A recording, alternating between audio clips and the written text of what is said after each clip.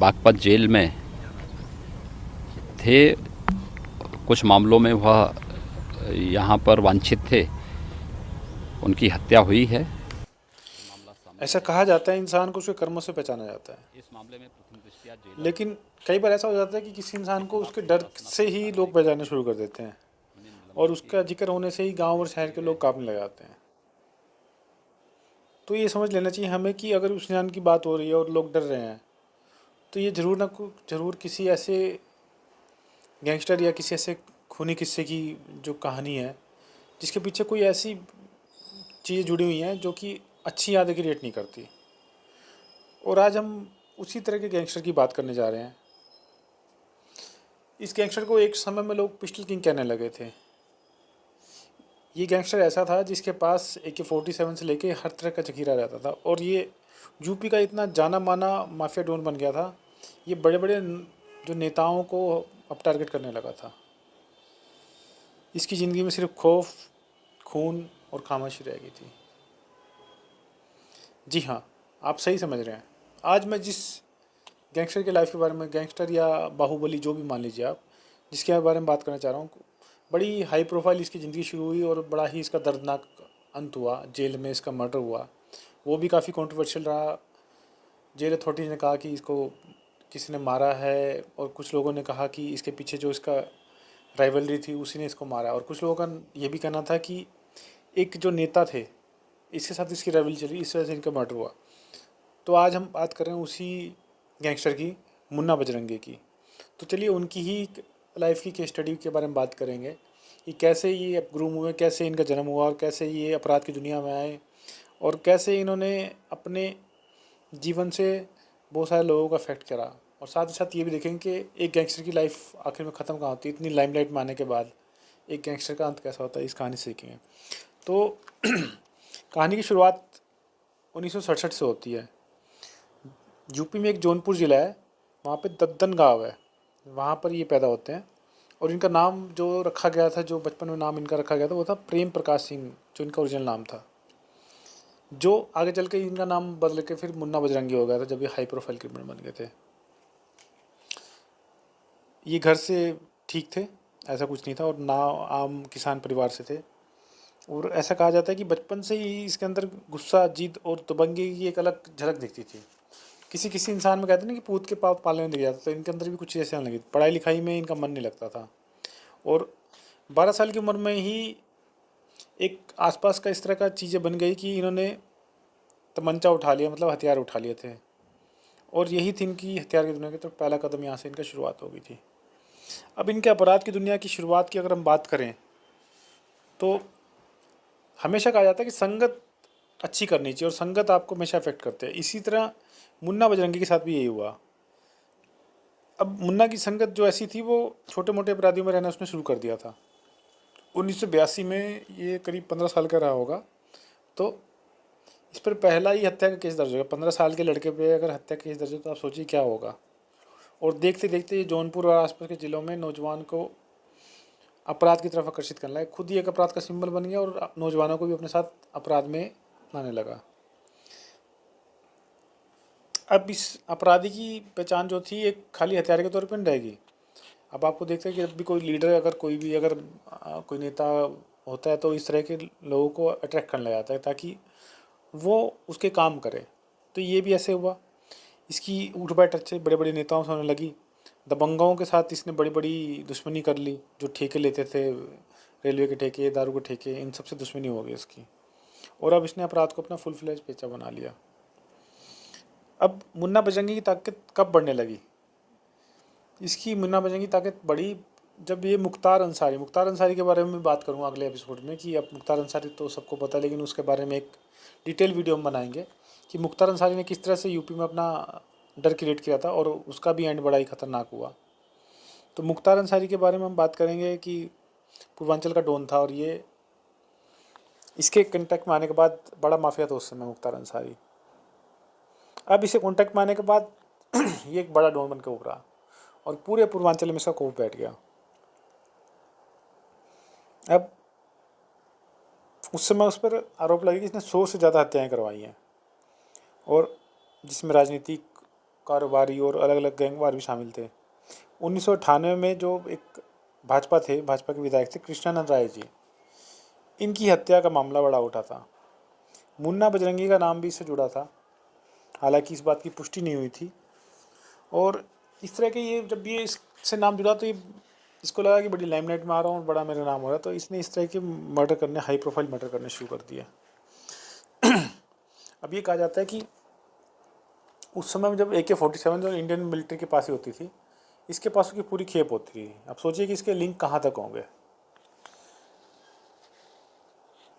इसके गैंग ने उस समय गोलियों की बौछार कर दी थी, जो ये कृष्णानंद राय जी थे इनकी गाड़ियों पे। और इसकी आदत थी कि जब तक अपने शिकार को 60-70 गोली नहीं मारता तब तक ये संतुष्ट नहीं होता था। और इस तरह से यहीं से इसका नाम पिस्टल किंग पड़ गया। अब जौनपुर, गाजीपुर, वाराणसी, मऊ, पूरा पूर्वांचल जिसमें कवर होता है, सब इसके नाम से डरने लगे थे। ये किसी से पैसे वसूलने की धमकी देता तो किसी को चुनाव में खड़ा होता तो उसको बिठा देता था कि राइवल से पैसे मिल जाते, उसको धमकाने लग जाता था। तो कभी किसी कारोबारी को इस वक्त सिखाने के लिए पहुंच जाता था। लोग कुछ इस्लाम का अब मिसयूज भी करने लगे थे कि मुन्ना बजरंगी का नाम मैं भाई बोल रहा हूँ, मुन्ना बजरंगी का मैं राइट हैंड बोल रहा हूँ। देखिए, नॉर्मली ऐसा होता है कि अगर कोई क्रिमिनल इस तरह का अपराध करता है तो लोग उसका नाम का यूटिलाइजेशन करना शुरू कर देते हैं। अब ये कहने लगे कि जब भी सामने से कोई धमकी आती तो और अचानक से धमका होता तो निशाने पे सिर्फ एक ही आदमी होता कि ये काम जरूर मुन्ना बजरंगी ने करा होगा। और इस आदमी की खासियत क्या थी कि एक तो अत्यानक जो सबसे अत्याधुनिक हथियार थे अपने पास रखता था, जैसे AK-47 हो गया। इवन ये भी कहते हैं कि इसके पास विदेशी पिस्टलों की भी एक खेप थी। अब ये इसी वजह से पूर्वांचल का सबसे जो है हाई प्रोफाइल और आधुनिक क्रिमिनल बन गया था। मुन्ना बजरंगी अब अपराधी नहीं रह गया था सिर्फ, क्योंकि इसके नेताओं से उठ बैठ हो गई थी। अब बड़े बड़े काम करने लगा था। अब ये नेताओं के काम करने लगा था, नेताओं के लिए सुपारी लेता था और नेताओं के लिए मर्डर करने लगा था और उनके लिए रंगदारी भी करने लगा था। बहुत सारी राजनीतिक हत्याएं करी, जो मतलब नॉर्मली आप क्रिमिनल्स देखोगे तो वो किसी बिजनेसमैन की मर्डर करते हैं, लेकिन ये अब नेताओं को ही मारने लगा था।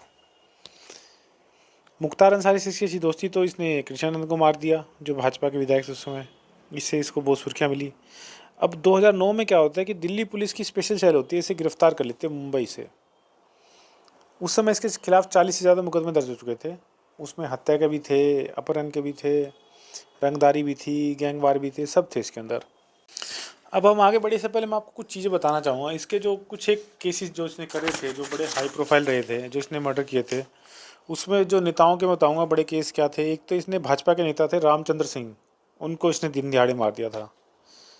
भानु प्रताप सिंह और उनके गनर को भी इसने आलमगीर में मौत के घाट उतार दिया था। सबसे बड़ी बात है कि इसने कत्ल करने के बाद सरकारी गन भी उनको लूट ली थी और उसे लेकर अदालत में पहुंच गया, लेकिन बाद में गवाहों को बताया कि इतना डरा धमका दिया, इसके खिलाफ कोई सबूत नहीं मिला और ये वहाँ से बरी हो गया।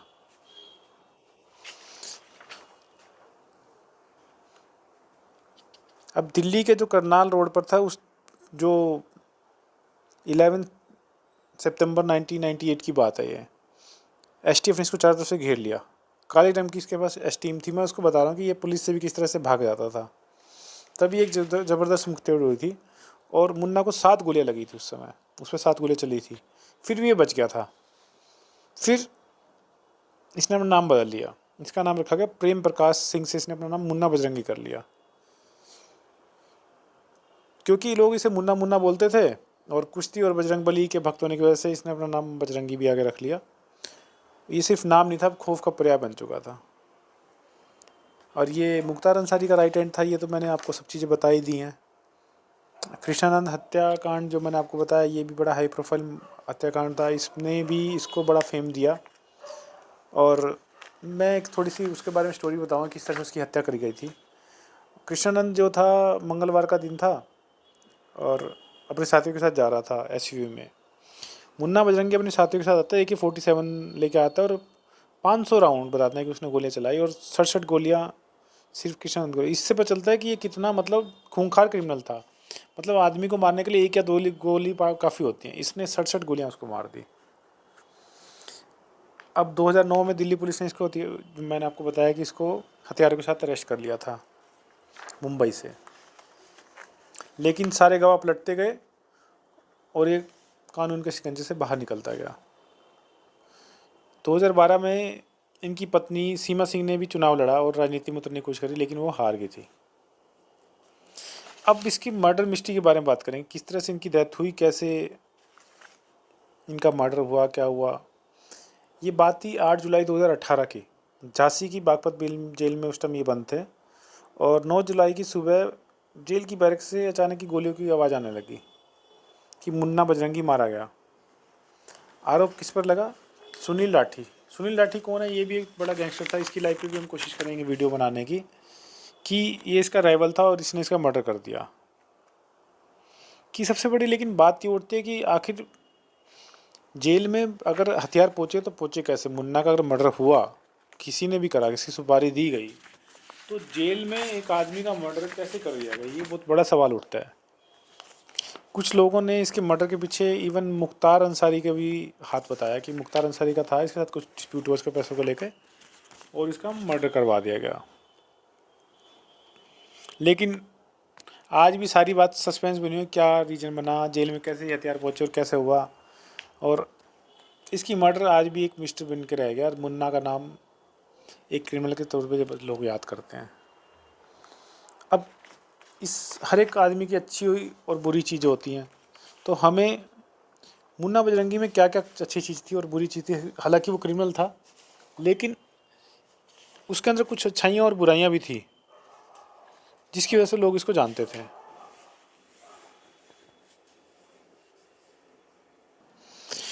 देखा जाए तो क्रिमिनल की लाइफ में सिर्फ खून और खौफ ही होता है, लेकिन इसकी एक अलग इमेज भी थी। गांव के लोगों की, ये गरीबों की मदद करता था। और शादी ब्याह में अगर कहीं भी लड़की का इसको पता चल गया, अगर किसी लड़की की शादी हो रही है इसकी जानकारी में, इसके गांव में या कोई भी इसके नॉन में, तो ये ज़रूर अपनी जितनी मदद कर सकता उतनी ज़्यादा इनकी मदद करता था। इसने कई जगह स्कूलों और कॉलेजों में चंदा भी दिया था। एक तरफ तो ये गाँव का मसीहा बन गया था, लेकिन इसने अपनी जो निर्दयी जो इमेज थी उसकी वजह से इसने, बताते हैं, सैकड़ों इसने मर्डर कर दिए जिनके ऊपर केस दर्ज नहीं हुए, लेकिन 30-40 मर्डर तो इसके नाम ऑलरेडी हैं जो रिकॉर्ड में हैं। तो एक तरफ इसका निर्दयी हत्यारा चेहरा था और एक तरफ जो इसका मसीहा वाला चेहरा था। ड्यूअल इमेज इसको कह सकते हैं आप। वो बड़ा ही रहस्यमय आदमी बताया जाता है। अब ये सब मर्डर हुआ, इसके बाद हमारे युवाओं को इससे क्या मैसेज मिलता है और क्या सीखने को मिलता है इस जो क्राइम स्टोरी से, और जो मुन्ना बजरंगी की लाइफ से हमें क्या सबक मिलता है? इसकी ज़िंदगी हमें एक तो ये सिखाती है कि हर एक क्राइम से हमें जरूर सीखने को मिलता है, उसको सीखना जरूर चाहिए युवाओं को, ताकि उस तरह के अपराध से जाने के बचें। इसलिए हम इसको हमेशा सबक को देखिए कि हमें हर स्टोरी में इसके बताते हैं। इस स्टोरी से एक तो हमें सीख मिलती है कि अपराध का रास्ता होता है वो लंबा नहीं होता। आप कितने भी ताकतवर बन जाओ, लेकिन आपकी 2-3 जगह तय हैं, या तो जेल में, नहीं तो मौत। मुन्ना बजरंगी एक समय ऐसा था कि पूर्वांचल का सबसे बड़ा डॉन बन के निकला था, लेकिन एक ऐसा नाम जिससे लोग डरते थे, बुरी तरह कांपते थे, वो जेल में बुरी तरह मारा गया। और उसका कोई मतलब साथ देने वाला, जेल में किसी व्यक्ति ने उसका साथ भी नहीं दिया, उसको मर्डर कर रहे थे। उसने ज़िंदगी की ऊंचाइयाँ भी पाई, और ईमानदारी और सच्चाई का अगर वो रास्ता चुनता तो शायद आज इस जगह नहीं पहुंचता। अपराध से उसे शोहरत तो मिली, लेकिन खून और अंधेरे ने उसे सब खत्म कर दिया।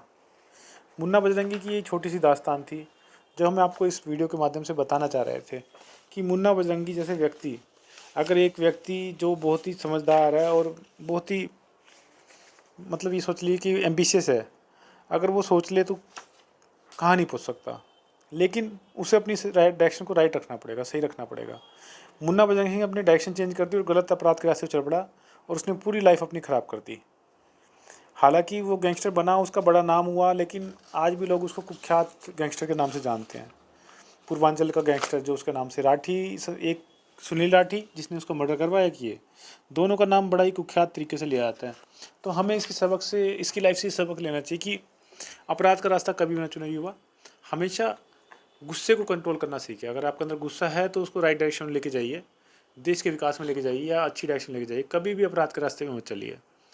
तो यही आज की कहानी थी हमारी मुन्ना बजरंगी के बारे में।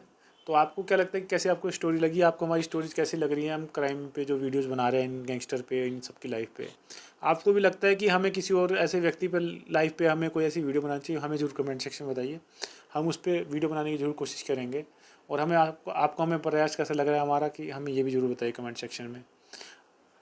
हम इस वीडियो के माध्यम से ये ज़रूर बताना चाहेंगे, हम हमेशा वीडियो में बताते हैं कि इसके लाइफ में क्या क्या इसने किया, लेकिन हमारा इस वीडियो के माध्यम से कहीं भी अपराध को बढ़ावा देने का हमारा कहीं भी इसकी इंटेंशन नहीं है।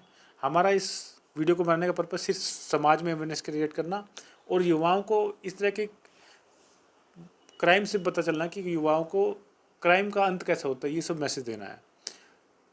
यही हमारा प्रयत्न है। तो हम फिर से एक नई वीडियो में मिलेंगे, तब तक हमारे साथ बने रहिए भारत गौरव न्यूज़ पर। धन्यवाद।